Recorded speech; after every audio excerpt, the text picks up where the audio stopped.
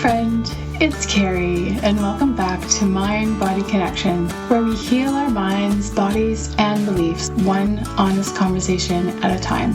Before we dive in, can I just say, if you're listening to this while folding laundry, driving carpool, or hiding in your bathroom for 5 minutes of peace, I see you, mama. You're doing great. Today, we're talking the comparison trap.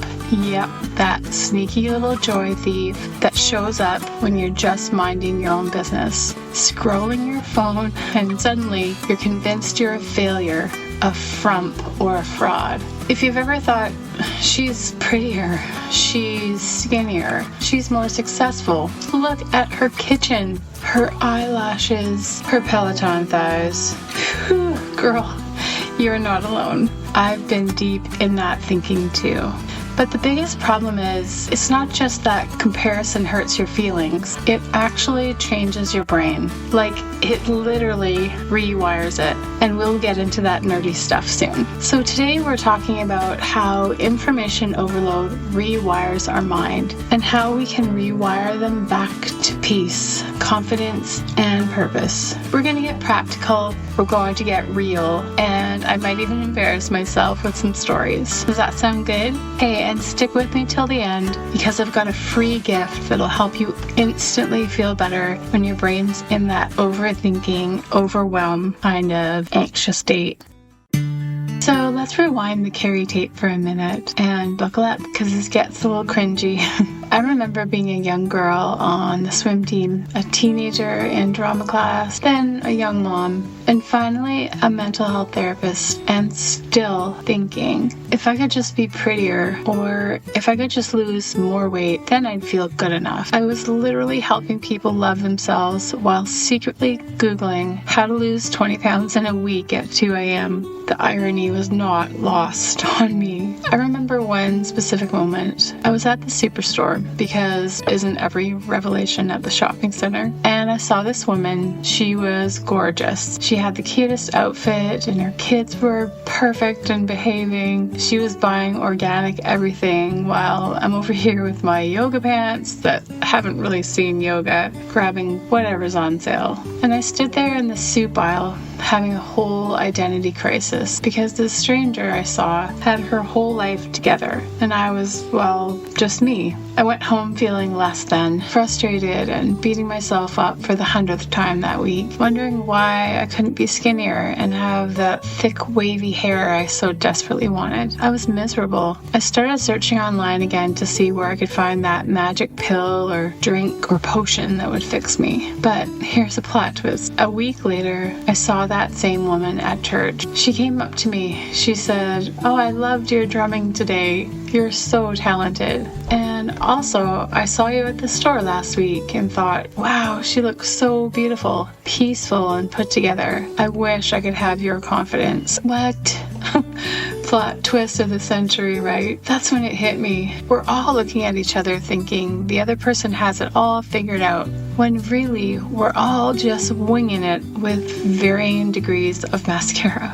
And I know I take care of myself. I try to nourish my body every day. I love being strong. I've worked hard over the years to learn how to sing and play drums. I try to take good care of my family and help a friend when they're in need. And cooking a meal for 200 people, I can do it without breaking a sweat. But deep inside, that not enough voice was louder than any applause. It wasn't until I hit a wall, anxiety, burnout, laying in bed, feeling depressed too often. But then I realized this wasn't just a few extra pounds or low self-esteem. This was my brain on comparison mode. And I knew I had to change something. It was time to take action.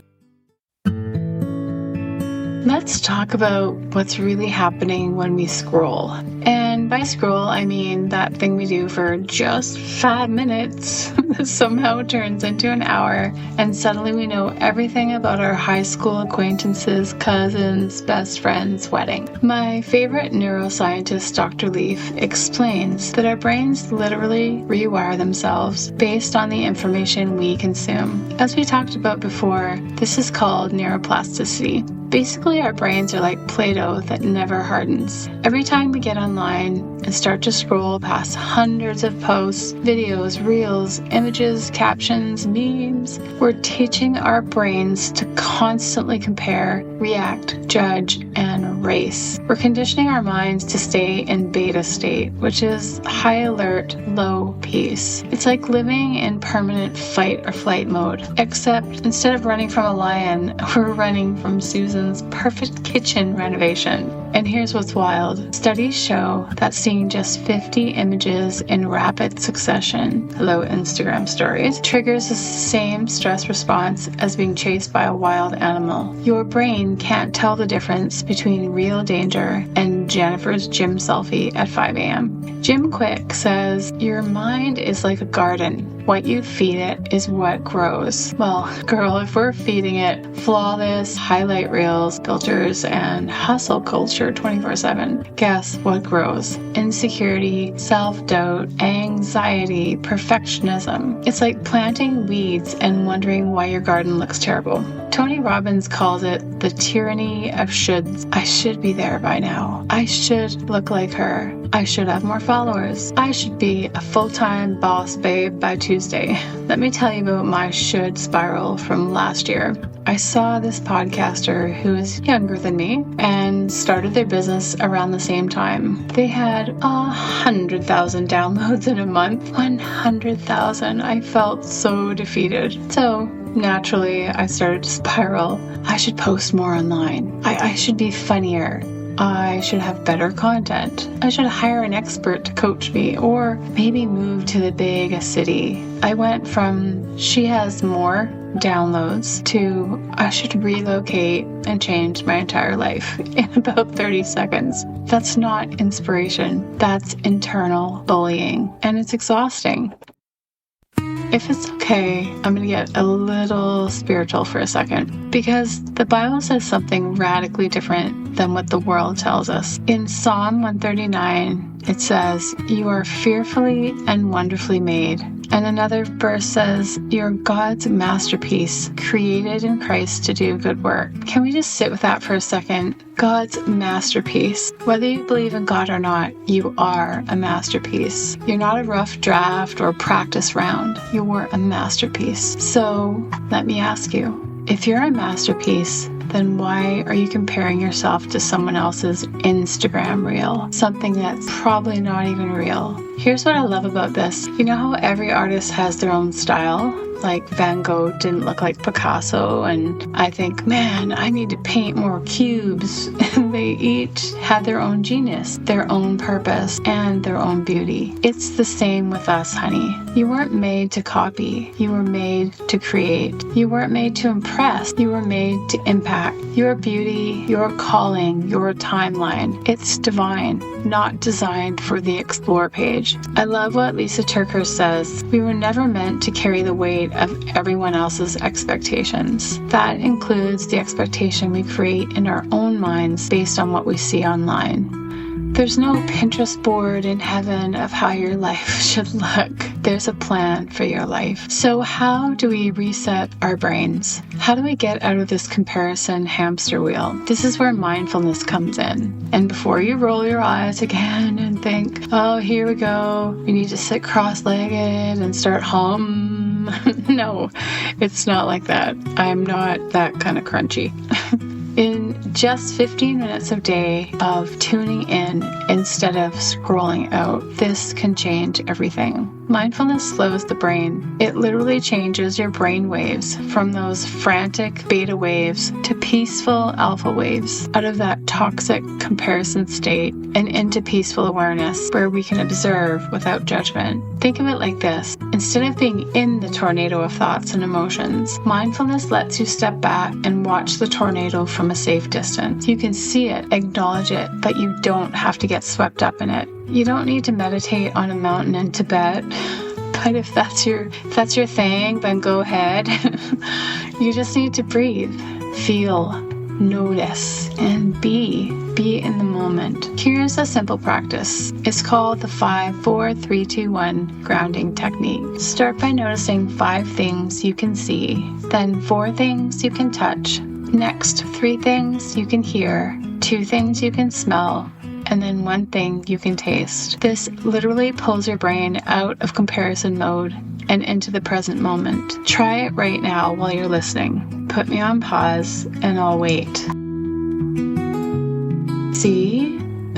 If you tried this, it's an instant reset. Also, maybe mute a few accounts while you're at it. Yeah, even your friend from college who makes you feel bad about your lack of abs, she'll survive. Speaking of resets, I've created something special for you. It's called the 15-minute mindfulness reset, and it's a simple method to calm your nervous system, rewire your brain, and stop the scroll cycle from stealing your peace. It's not some woo-woo meditation that requires crystals and essential oils, although I do love jewelry and things that smell good. This is practical, science-backed, and you can do it in your car, your kitchen, or even your bathroom hiding spot. You can literally go there right now to my website and download it, or you can find the link in the description. I'll put the link in the description of the show notes, and it's completely free because honestly, we all need this in our back pocket. Before we close, let me give you 5 quick reframes that I personally use when I catch myself spiraling. Write these down, screenshot them, tattoo them on your forehead, whatever it takes. Number 1, she's not my competition. She's my proof. If she can do it, I can too. In my way, my time, my voice. Her success doesn't subtract from mine. There's room for all of us at the table. Number 2, I bless what I see. Instead of judging or envying, I bless that woman. I thank God for her and what He's doing in me. This literally changes your brain chemistry from envy to gratitude.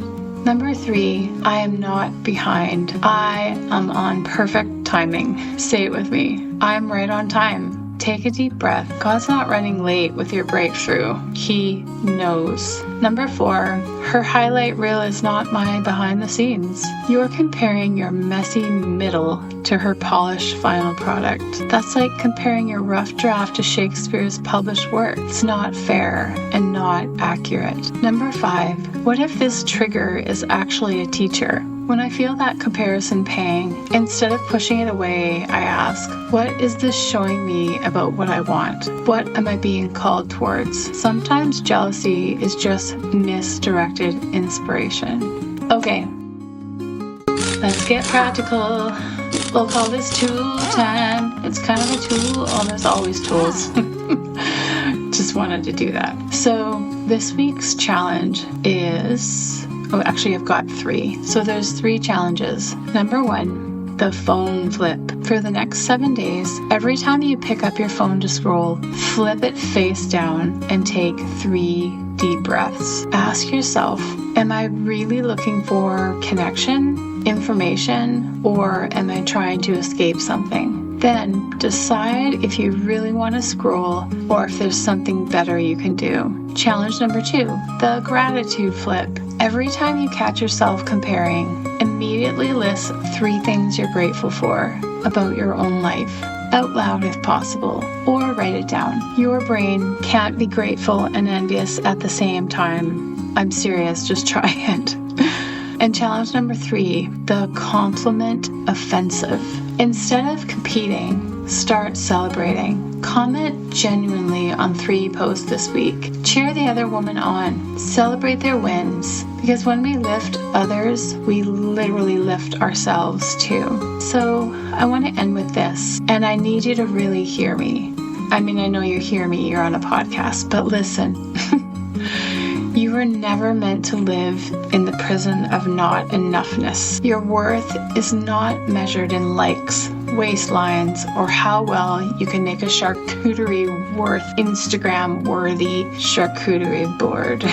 I spent years thinking I had to be something more to deserve love, peace, and confidence. But friend, the more you realize who you already are, the less you need to perform. Here's what I wish someone had told me at 16 and 25 and 35, which, was just last year.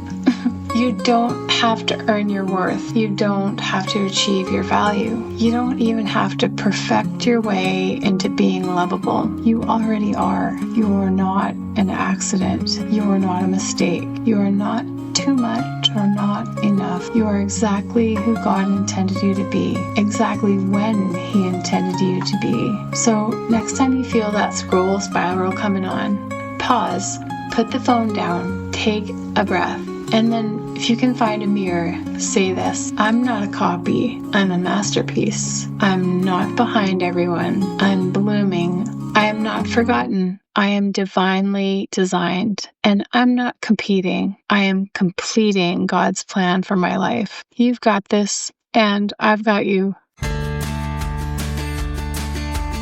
If this episode spoke to your heart, please leave a review. Those reviews help other women find the show when they need it most. Maybe share it with a friend who might need to hear this today. And don't forget about the free download. The website is in the show notes. If you want to go deeper, maybe into coaching and healing, into learning how to actually feel good enough from the inside out, please reach out. I would love to support you on this journey. Remember, you are enough, you are loved, and you're exactly where you need to be. Until next time, keep showing up with heart. I'm Karey Smith, and I believe in you. And don't forget, be a little kinder to yourself today.